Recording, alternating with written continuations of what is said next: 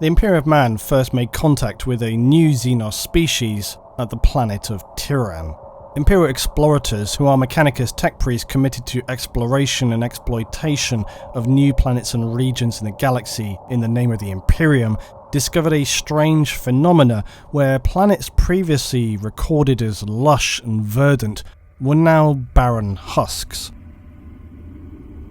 Not even a single cell of life remained. While this disturbing fact was immediately reported, the slow-turning cogs of the Imperium's bureaucracy was, as with most things, likely to raise not much more of an interest than the lift of an eyebrow. Stranger and more deadly things are likely occurring at almost any time than a planet simply just becoming a dead rock. Still, as the explorators would continue to report these strange dead worlds, a fleet of Xenos previously unrecorded would be drawing ever closer.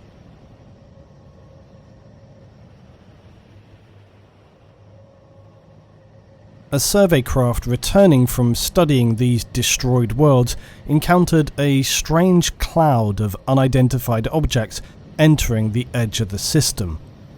After taking some damage from strange organic mines in the edge of this cloud, the Imperial ship would manage to survive back to an Imperial base orbiting Tyran Primus with the disturbing reports. Days later, the Xenos fleet would now descend from the skies down to the surface of Tyran Primus.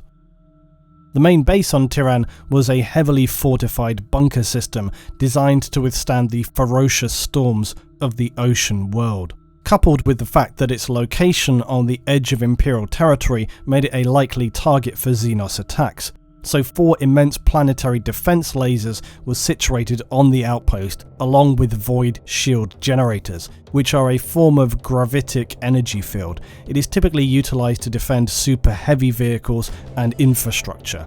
Often you see these used by starships and titans in the Imperium. Void shields displace ranged attacks by distorting space-time around the point of impact.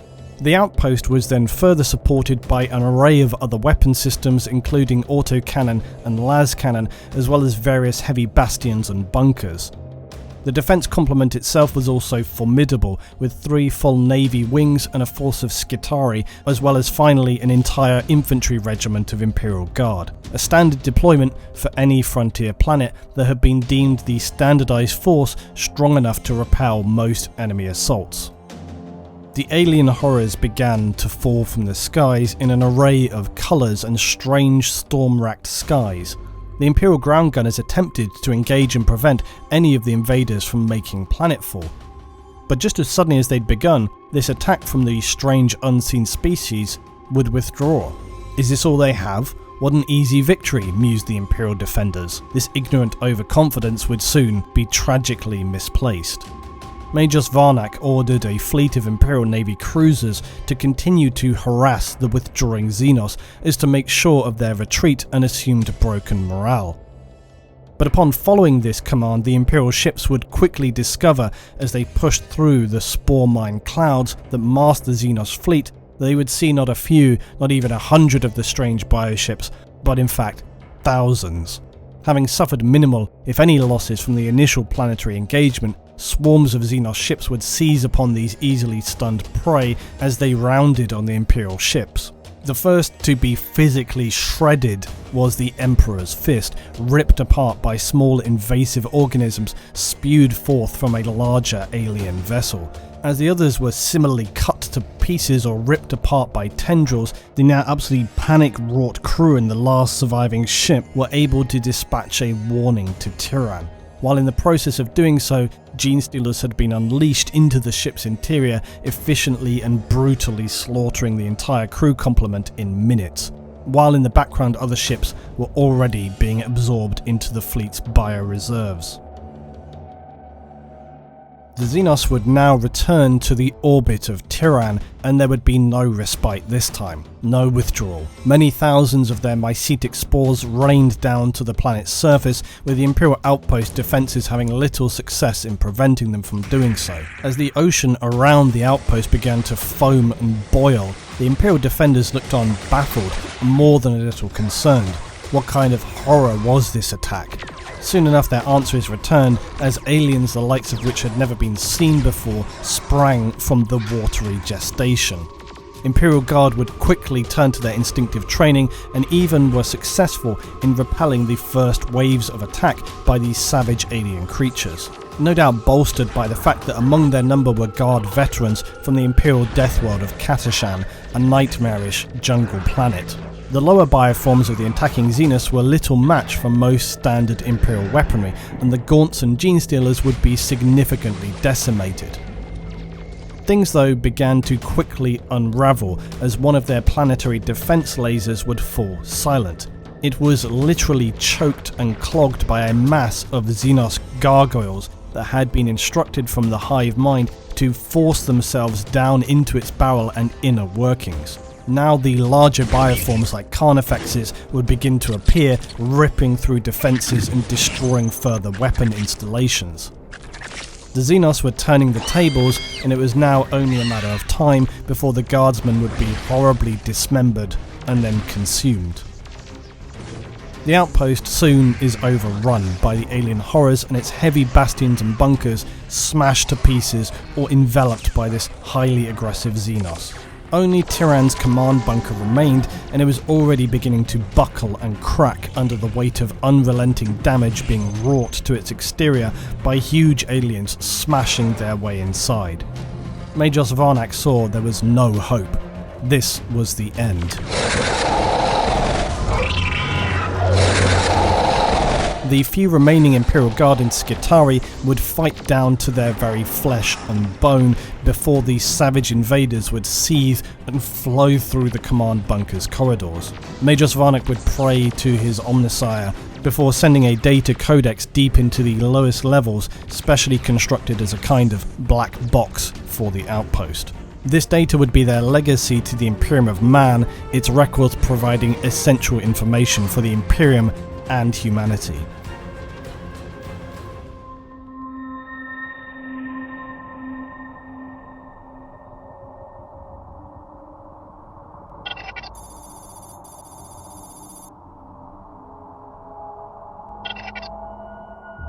As Kryptman approached the now dead, sterile world, he discovered that it had been ravaged of all life, even its oceans and atmosphere. Searching for the standard Imperial data codex that is secured in such a catastrophic destruction of an Imperial outpost, what he found was more disturbing than he could have imagined. And seeing the videos and accumulated data of the Xenos assault, Kryptman would immediately leave the planet to communicate and convey the severity and imminent danger posed by this new and horrific alien threat.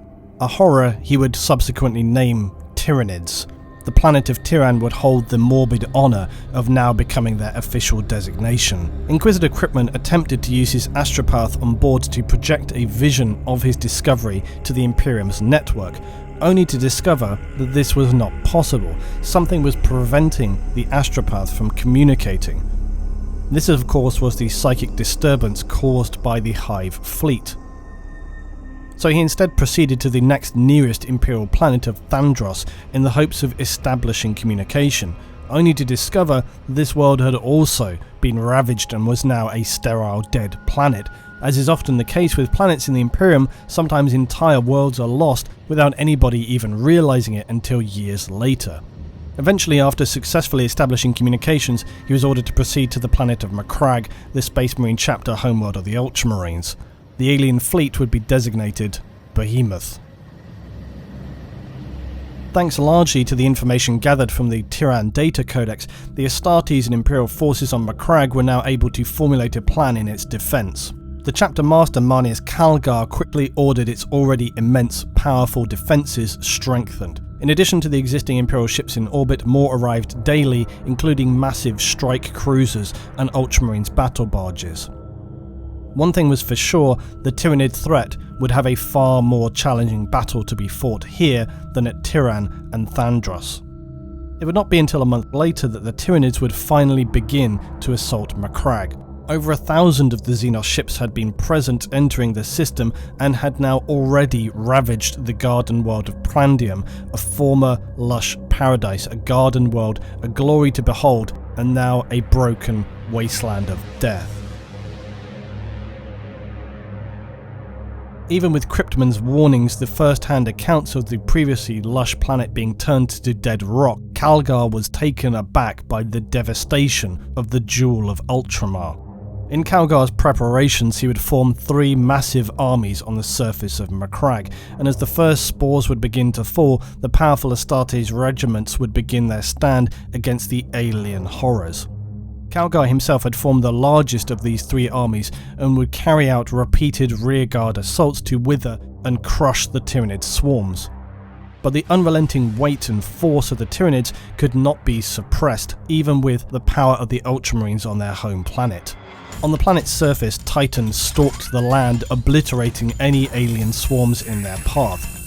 The ferocity of the Tyranid assault was something never seen before by the Astartes, and some even saw the colossal Titans be dragged down to the ground before being brutally torn to pieces by the blurred forms of Claw and Chitin.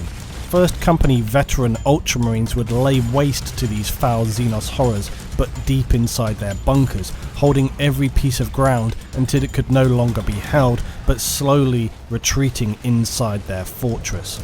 The attacking Tyranids would be relentlessly slaughtered like an ocean of alien bodies, exploding, disintegrating and being vaporized by the unwavering but slowly withdrawing Astartes.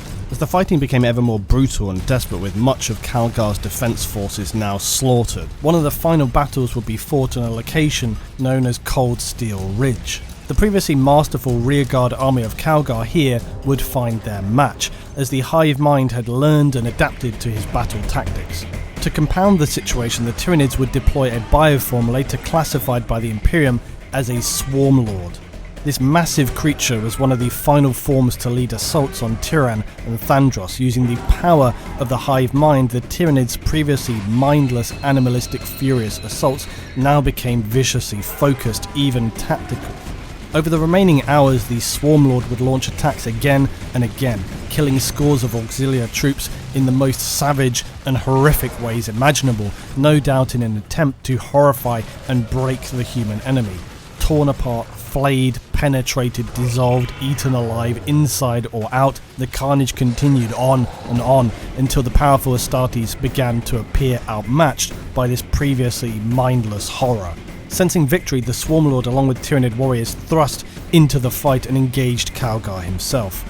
As the Ultramarines circled to aid the Chapter Master, Tyranids lying dead sprung to life, evidently feigning death in a suppressed state by the Swarm Lord so as to launch unexpected attacks on the now compromised Ultramarine defenders. Calgar would be torn and savagely injured by this assault, and the remaining forces were forced into retreating to the battle barge Octavius. One of, if not the strongest defences of Macragge was its polar fortresses and massive ground weapons that fired high into orbit, obliterating the Xenos raining down onto the planet. The Tyranids, now being highly aware of this concentration of firepower, proceeded to rain down thousands more spores in this polar area, and Tyranids would now begin to appear in even greater numbers, and the fortresses were soon seething with alien horrors. With few options available, Calgar had to trust his planet-side Astartes would handle the tidal wave of Xenos now engulfing their bunkers. So Calgar would instead turn his attention to the Hive fleet, determined that if Macragge must fall, no other planet would. Despite the Imperial fleet and the remaining planetary defences engaging the orbiting bioships and destroying hundreds of them en masse, many more remained, and wave after wave would assault the ships in space and the surface of the planet. By the time the Tyranids were deploying their 12th wave of attacks, the orbital defences of Macragge were now essentially annihilated, and so the Tyranids would even further intensify their attacks. Calgar would attempt to seize on this by assaulting their ships in orbit. The Tyranids were spread out in their attempts to envelop the planet, and then they would start to now withdraw their bioships, pull the engaging Imperial space vessels away from Macragge so as to be unable to assist the forces on the ground, especially around its polar bunkers and outposts. What the Tyranids could not have foreseen, though, was the arrival of the reinforcing battle fleet Tempestus, catching them now in between two Imperial fleets. But even so, the Tyranid Hive fleet was far from outmatched, and likely both fleets could have been potentially destroyed were it not for the supreme sacrifice of the mammoth Emperor-class battleship Dominus Astra. It would plough straight into the heart of the Hive fleet and sacrifice itself by detonating its warp drives, subsequently creating a warp vortex and dragging itself and the entire Tyranid fleet into total oblivion. Calgar's remaining forces rounded to return to Macragge and save the few, if any, Astartes forces that had managed to hold out in overwhelmed polar fortresses. Contact with the First Company veterans had now long been lost as the Tyranids overran the polar outpost, and Calgar, concerned by this, deployed the 3rd and 7th Companies by drop pod to the polar regions. As the Marines burst from their pod deployments, the scenes that met them were beyond belief. Hundreds of thousands of shredded and compounded Tyranid bodies lay piled as far as could be seen, and huge craters existed where plasma weapons and Titan reactors had gone critical, pocketing the surface of the land. Linking up quickly with any surface survivors, they pushed down into the depths of the outposts, clearing any Xenos they encountered. The 3rd Company, though, on landing was far less successful and came under heavy attack as soon as they made planetfall. Many hundreds of Tyranids sprang from the dark outpost entrances to engage them, but heavy fire from the Marines and Thunderhawk gunships overhead crushed them and drove them back into the darkness of the reinforced outposts. On entering the darkened corridors of the outpost as the 7th Company had done, the 3rd began to notice how walls and structural elements were dripping with mucus, and it seemed that in many places solid material appeared to be breaking down. They would lay down heavy flame units through the corridors to clear their advances, slowly progressing deeper into the bunkers. As the 3rd Company continued to burn their way into the darkness, every step crushing alien chitin and acidic blood splashing everywhere, they slowly entered the deepest areas of the bunkered outposts in the polar region. And it was here that they would finally find the last remaining 1st Company veterans. A single circle of Space Marines in Terminator armour laying slumped back to back, having been savagely ended by the Xenos horrors. There were no 1st Company Ultramarines remaining. They had been killed to the last man.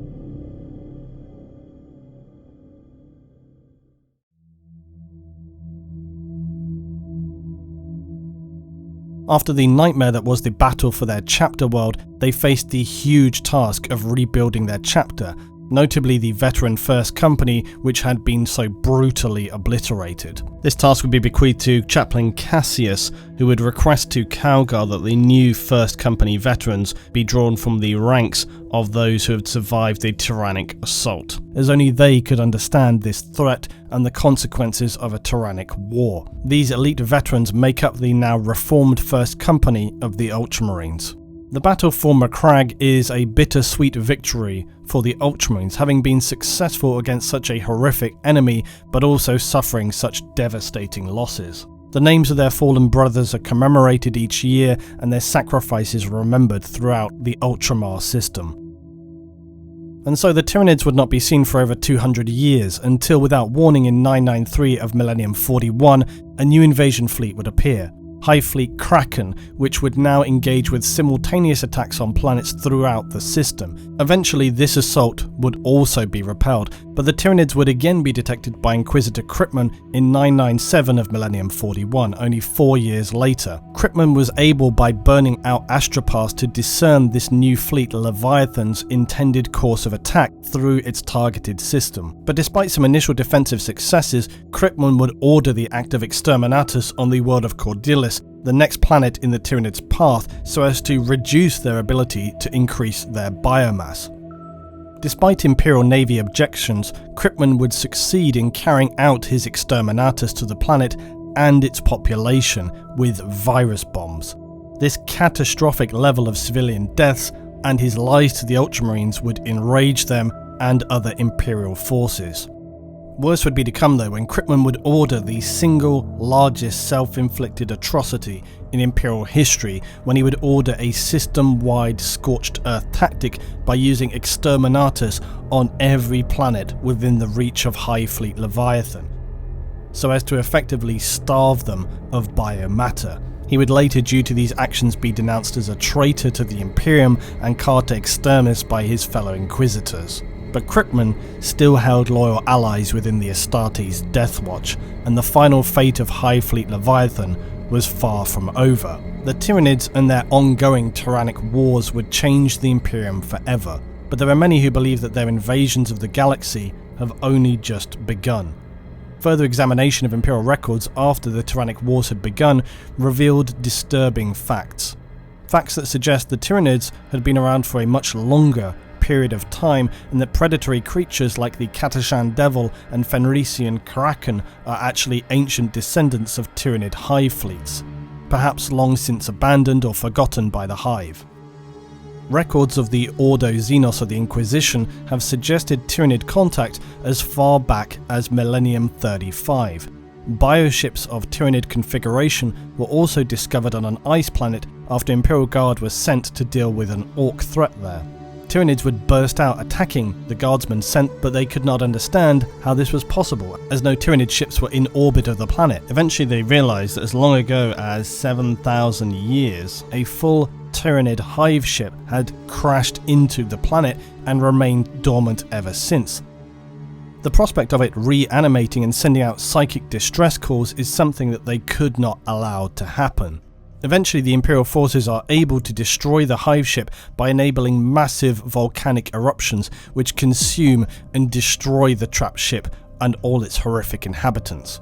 But these events suggested that the Tyranids had been present even earlier than Millennium 45, perhaps anything longer than even 1,000 years prior, and it also penetrated further into Imperial space than was previously thought. The prospect of other deliberately hidden or preemptively placed hive ships was a greatly concerning realization. But it's also possible that these earlier fleets were defeated and repelled by another race like the Eldar. The Tyranids are one of the most severe threats to not just the Imperium, but the entire galaxy, and even though they have wrought terrible destruction through the first fleets that have appeared, a much worse possibility exists, that so far the Tyranid hive fleets are just initial tendrils. They are really scouting parties of a much larger and exponentially more dangerous main fleet, as yet unseen, still travelling through the void toward the Milky Way galaxy.